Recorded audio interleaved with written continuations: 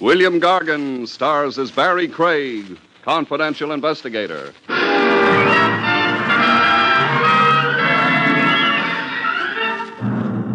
A squabbling couple can always bury their differences. The question is, which of them doesn't mind underground shelter?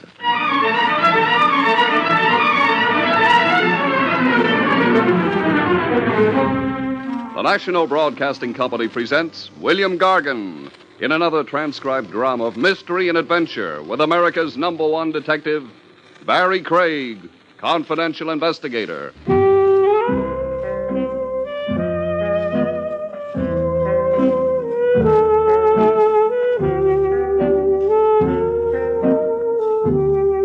Barrie Craig speaking. Marriages may be made in heaven, but they sometimes can end in the city morgue. I know one that did. Almost, that is. A bridegroom the lucky wife loved so passionately, she kept trying to exterminate him. The pigeon's name was one to remember, Killer Bess, an ex-pugilist billed as the perfect specimen. He had forceps and biceps like that, and a chest expansion that reached clear to Madagascar. Added to that, he'd read a book and memorized quite a vocabulary. I first met him in his hour of agony in the Cabana Adora, Eats Table d'Hote, where girls in short skirts and long stockings sold you cigarettes at $5 a pack. I was there with Trav Rogers celebrating his birthday. Even lieutenants of homicide have birthdays, if they live to see it, that is. Trav was living. The only immediate threat to his future was the steak he was wolfing. This food is all right. Tell me that again, Trav, when you see the check. Well, how many birthdays does a man have? One a year, the rumor is. The place is crawling with celebrities. Yeah, I see. There's Marshmallow Midas over there. Marshmallow Midas? The Hot Lips trumpet player. Oh. Say, I thought he was dead. His agent dug him up. A 40-week contract came along. You keep informed. Yeah, I'm a who's who. Over there, getting nicely potted, Killer Bess. Welterweight contender. Light heavy and ex-contender. He had his nose rebuilt and hung up his gloves. He married into society, no? An educated guy for a fighter. He read Pilgrim's Progress and Frank Merriwell. A polysyllabic grunter. You kill you. Uh-oh, Trav. What? Look at the killer change colors. Change colors? From rosy red to green. He's gagging. Gasping for breath. He's not gasping anymore, Trav. He's conked out.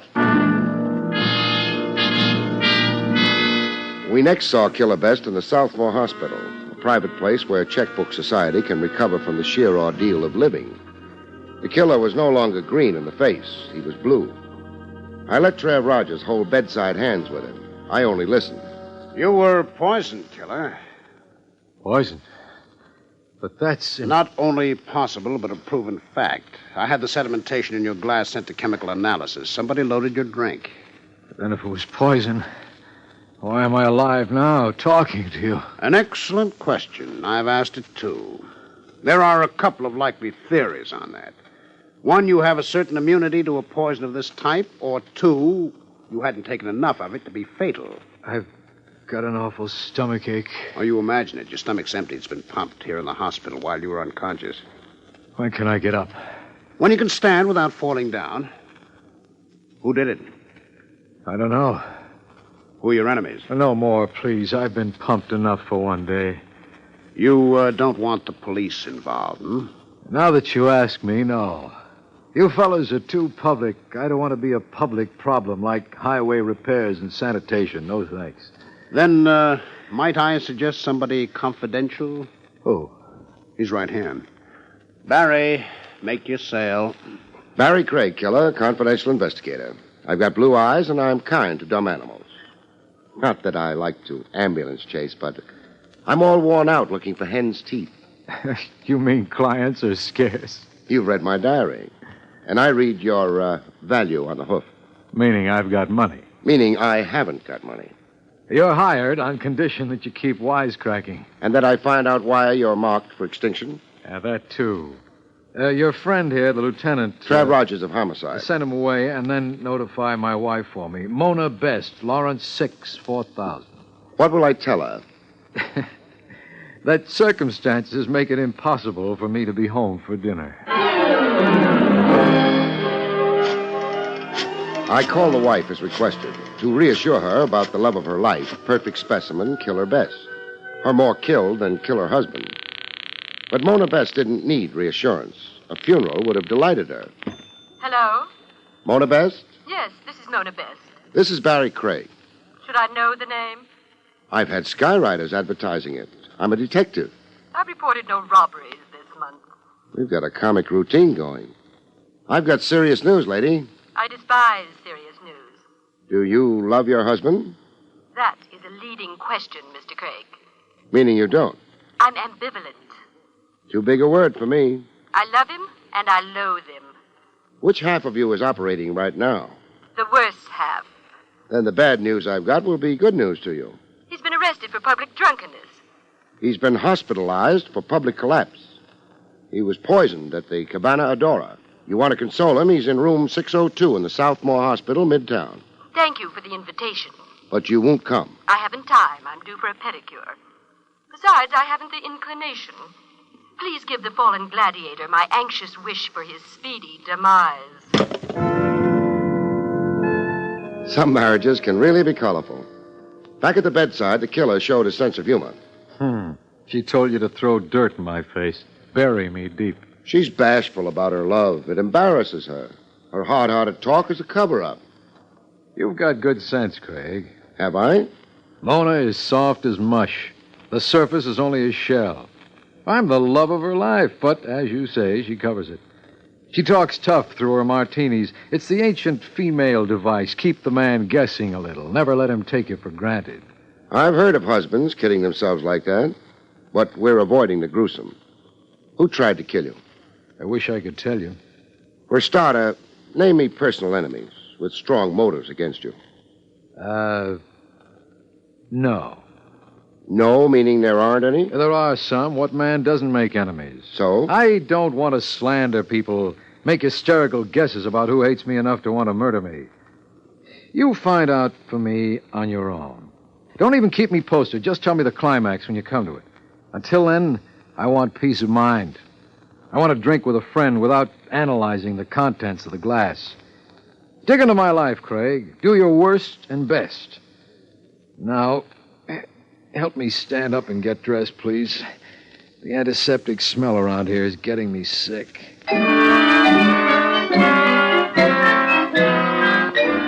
I did my worst and best, checking into the life and times of an ex-pug gone blue blood and social register.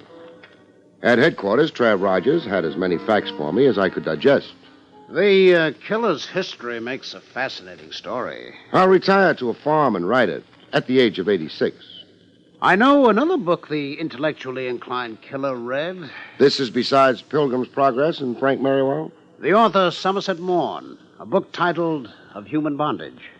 Do we have to go through with this aside? A learned note here and there. It adds a fillip to the ordinary crime puzzles. Okay, get it said. There is a passage in Of Human Bondage that likens life to a Persian rug. In your living, you weave a rug. Your experiences are threads to the rug. The author urges every man to make his life experiences colorful and exciting, so the rug will be a weaver's masterpiece of colored threads. And that was Killer Best. Every day a color job. He's fought, laughed, brawled, wandered, loved, married, divorced, remarried. Like him or dislike him, he's at least annihilated monotony. Now some monotonous Mo wants to annihilate him. Who is the Mo, Trav? I'll give you a rundown. You can make your own choice of suspect. Ex-wives with mutilated hearts and broken egos? The killer has 3. All capable of the ultimate crime against an erstwhile spouse who loved and decamped. Men about town organized into a Let's Kill the Killer club? There are a few of those. Killer Best has been the snake in many a man's garden. A constitutional homewrecker.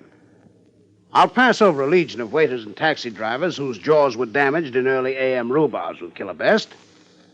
I'll also pass over some 50 litigants who have sued Killer Best for every civil offense in Blackstone. Sued and lost, that is. But I will remark on his present helpmate. Mona. Once Mona Phipps. A tabloid once featured her as the Society Borgia. Lucrezia Borgia, the lady of ancient Rome who showed a talent with poison.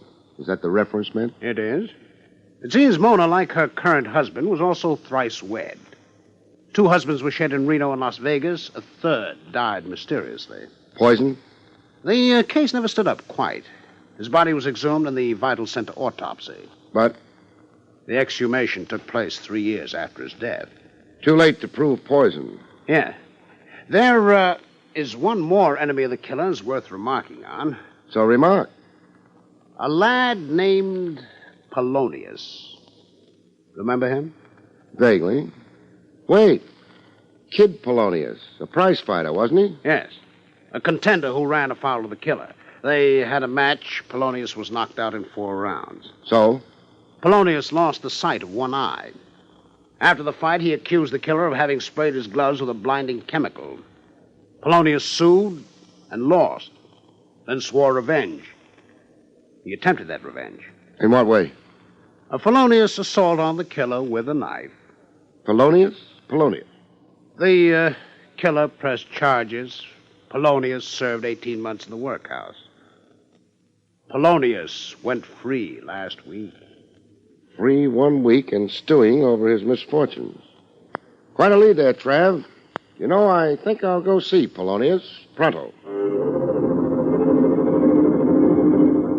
Polonius took a lot of catching. His address was whereabouts unknown. The workhouse warden had no address on him, and neither did his aged mother. I interviewed fighters, dice players, bartenders, and I came away with 0. Polonius and the American Buffalo, they both vanished from Times Square. When I located Polonius at long last, I'd lost 2 days of my fading youth and $50. The dough was for information. A bookie named Catastrophe had the address for a price. A fraternity building next door to a college. Polonius was the building janitor. Who's there? Open up, Polonius. I want to talk to you. Polonius had more equipment than a building janitor needed. He had a baseball bat, and he held it like Mickey Mantle. What do you want of me? The question should be, what do you want to do to me? I'm protecting myself. Against? False arrest. Cops hounding me out of a job. Cops making me pull up stakes and go every time I get set somewhere. Why would cops want to do that to you? They're doing it. You're here. Not to hound you. Good to hear. Then beat it. Before you beat my brains in? I didn't ask you here. No.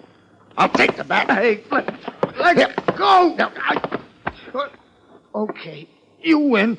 I don't mind a little baseball fever, but my head's too big for a regulation ball. Now, what's really on your conscience, Polonius? Nothing. And don't ask me, did I poison the killer? You know about that, huh? It's in the papers. And a paragraph in the story reminding that I just finished serving time for trying to bump the killer 2 years ago. You didn't this time. No. I gave up thinking like that in the workhouse. Do a rap, you change your thinking. I imagine. You now feel more kindly disposed toward the killer? I'd be a liar if I said I did. I hate him. I'd like to see him dead. Only I don't want to be the one who kills him. Why not? I got a life to live. I can't live it in jail. I got this job here. I want to settle down to it. I got a girl. I want to get married, raise a family. Nice idea. But I won't be able to with somebody out to knock the killer off. He'll get it next time, and I'll be the goat. I'm a dog with a bad name now. They'll blame me. They'll blame me.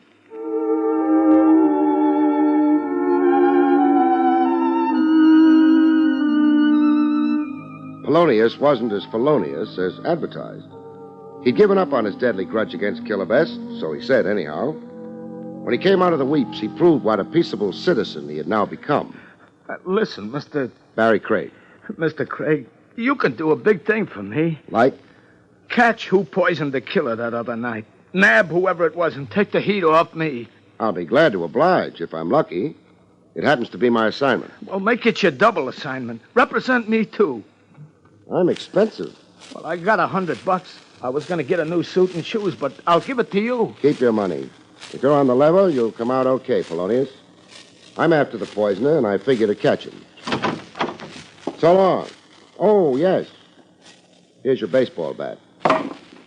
Buy yourself a horsehide ball out of that 100 the next time you get that urge to swing that bat.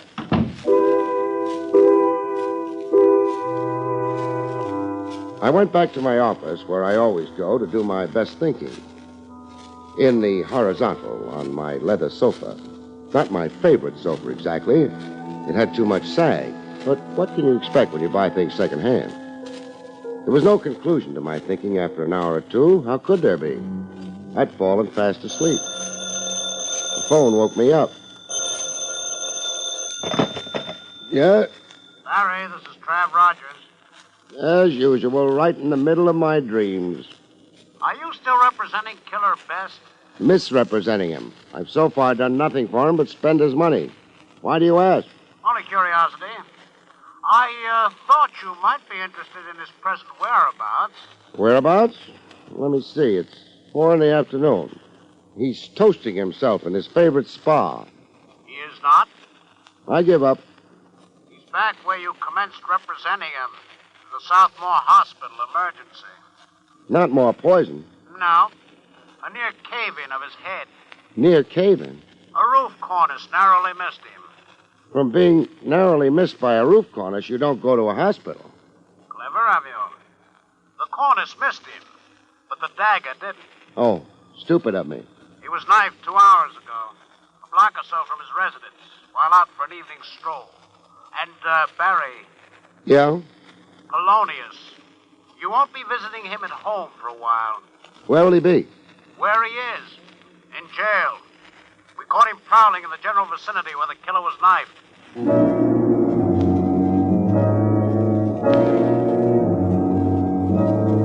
In the hospital, some of the starch was out of the killer. He looked scared and trying not to show it. The knife gash on his shoulder and forearm seemed to hurt like the devil, even though the patient tried to grin. I've survived again. That's something to be thankful for. 2 strikes. Next time up, somebody's out. See that it isn't me. I'm working in the total dark. You've got Polonius. Do you accuse him? No, I didn't actually see the knifer. That cornice that came down on you. Tell me more about it. There's not much to tell. I was out walking at the corner of 78th. Boom, came the cornice. It landed practically at my feet. The dagger came after? Yes, 3 minutes later. I backtracked. I was 1 block from home when I got it from behind. The dagger wasn't found. So the police tell me. I'll have the area combed, inch for inch, sewers, cellars, places. You think my attacker might have thrown it away? They generally do. Get caught running, it's evidence against them on the spot. They're red-handed. I did make an outcry. I yelled police. If my assailant would be running pell-mell, he no doubt would have ditched the deck. Craig. Yeah? When I'm out of here, put a man on me, day and night. An operative following me around heel and toe. I want protection. In the tombs, Polonius looked like he was on a marathon crying jag. Craig, get me out of here. If you merit it. You don't think I knifed the killer? Didn't you? Why were you prowling in the vicinity where the attack occurred? I was following the killer around to see who might attempt to kill him. I wanted to insure myself against being made somebody's fall guy. I thought I was to take care of that. Yeah, I know. You were representing me, but frankly, Mr. Craig, I had no confidence in you. I see. So I'm a schmo. Please, Mr. Craig, get me out of here. I'm afraid you're in for a while, at least. In? For nothing? Just for walking on a street? Just for climbing up on strange roofs and prying cornices loose. You lay that to me? Lie and you'll grow a long beard and stir. And what if I tell the truth? I might intercede for you. Get you paroled in my custody. After you've repented in here long enough. I only might, mind you. Okay. I dropped that cornice. You said you were cured. You'd given up seeking revenge. Yeah, I know I said, but there was the killer on a stroll for himself, dressed like an English lord and wearing a fancy vest and spats. My blood got hot. I looked at my crummy pants and the cardboard in my shoes. I thought of how he used chemicals on those boxing gloves once and cost me a chance at the title, let alone this eye here. I went up to the roof. It was temporary insanity, Mr. Craig. Plead with the judge for me like that. Only temporary insanity. I'm better now.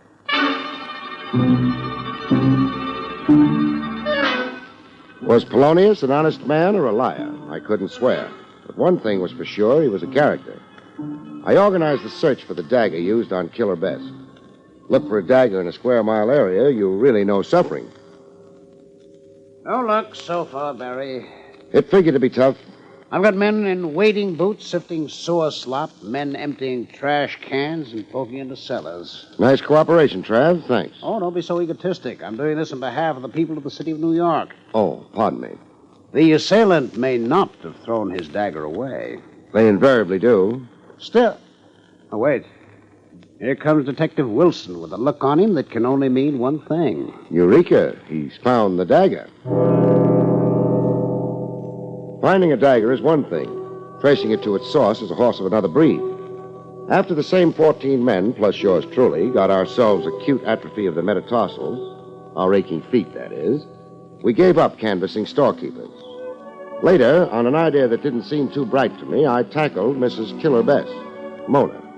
Tried tackling, I mean. Mona wasn't home. Her social secretary, a good-looker named Candy Joplin, was. Can I help you, Mr. Craig? Yeah. First, where is Madame? Out. Just out? She didn't say where. I've got something here. A dagger. Ever see it? I'm not sure. You think you might have? Yes, in a case in the library, I seem to remember a pair of antique daggers. Let's adjourn to the library. That the case? Yes. Well, what do you know? Here's the twin to the one I brought in. Who owns these daggers? Mr. or Mrs.? I don't think I'm able to answer that. But I think I can be of some help. Please be. The daggers, they're antique. They're antique. Mrs. Best shops for her antiques at the Attic Mart on 3rd Avenue. I've often stopped in there with her. The Attic Mart. Unaccustomed as I am to antique hunting. Goodbye, doll.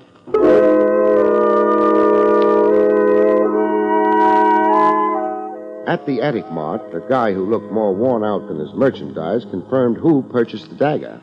Yes, I have the entry here.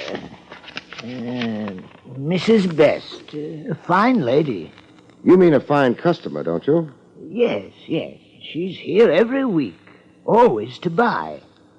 This particular dagger, it's a very good specimen of old Persian craftsmanship. I've heard enough.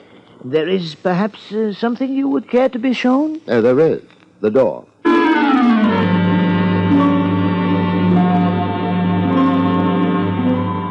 Following A.M., I went back for a tete-a-tete with Mona Best. The lady was still unavailable. The social secretary, Candy Joplin, was on hand. I'm sorry, Mr. Craig. What makes Mrs. Best so scarce around here? Frankly, Mr. Craig, I wonder myself. Suddenly, in the last days, she doesn't confide her itinerary. Mr. Craig. Yeah? You're a detective. So I am. What do you want with Mrs. Best? Right now, I want to examine her. I'll give it to you cold. The dagger I matched to one in the library case was the same dagger used on Killer Best. I see. Then you suspect Mrs. Best of attempting his life? Uh-huh. Do you? That is an improper question. Well, do you? Mrs. Best has behaved peculiarly. I've sensed, jitters. Don't stop now. I wasn't entirely truthful yesterday. I didn't think it properly my business. Your question about Mrs. Best's whereabouts... Be truthful now. Well, the fact is, I saw her packed secretly. It seemed to me 2 valises. I heard her on the telephone making plane reservations. Where to? Acapulco, Mexico. This was the night before last. Skipped, huh? Attempted murder and flight. You mean that... Mrs. Best is presumably a fugitive from justice.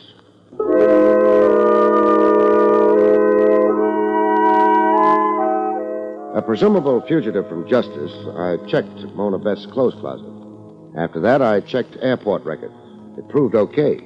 Item, Mrs. Mona Best, Flight 7, 11:45 p.m. Destination, Acapulco, Mexico. I let police headquarters check it from there. Mrs. Mona Best landed in Mexico, all right, Barry? And? And nothing. Beyond the airport, the Mexican police have no information. They can't find hide or hair of Mona Best. She's managed to lose herself nicely since her arrival. I'll keep nudging the Mexican police. Don't bother to. Did you just say don't bother to? That's right. Barry, you stamped into my office. You all but accused Mona Best of attempted murder and guilty flight. Now, don't have a seizure. I said not to bother just now because a shaft of daylight suddenly shone in my head. And the delirium tells you? That Mona Best is not in Mexico. Is not? No. But you traced it to a plane leaving New York. I placed her in a Mexican airport. We only checked the name, Mona Best. Could have been anybody, a stand-in, a proxy, say. Said proxy reassumed her own identity on arriving in Mexico.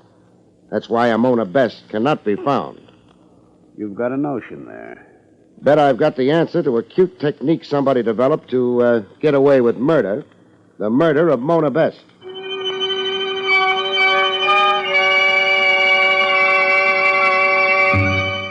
I reported the purported death of his wife to my skeptical client, Killer Best. Craig, the heat's got you. Mona's as alive as you and I. I don't think so.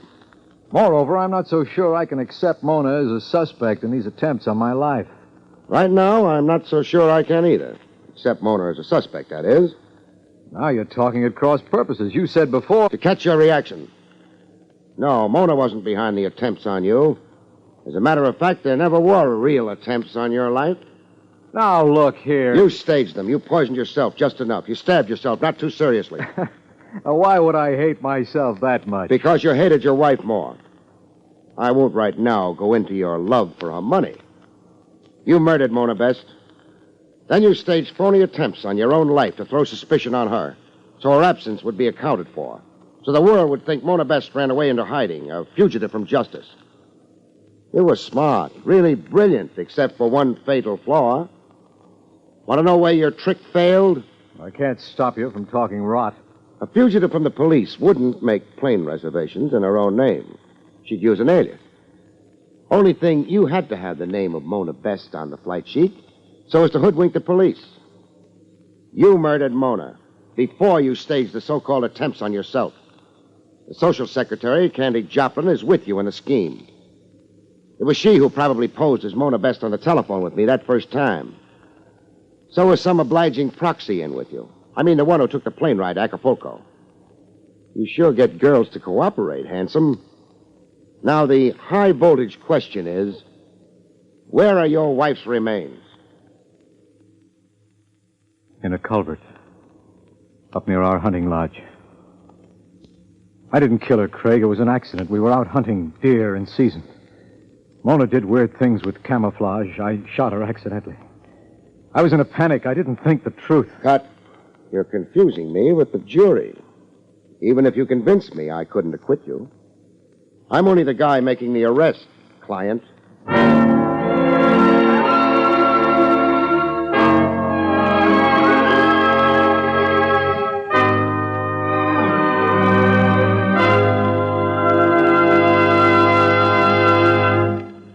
You've been listening to William Gargan in another exciting transcribed mystery drama from the adventures of Barrie Craig, confidential investigator.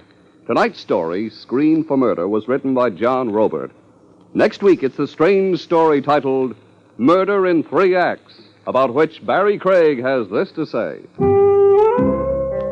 Next week, a blonde, a bookie, and a gentleman of no distinction form a partnership in crime, only to find that the road to the hot seat is paved with bad intentions. Good night, folks. See you next week.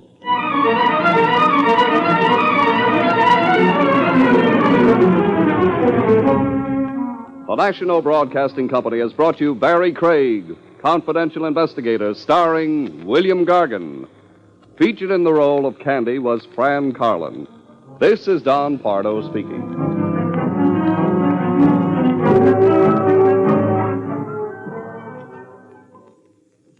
This is NBC, the National Broadcasting Company.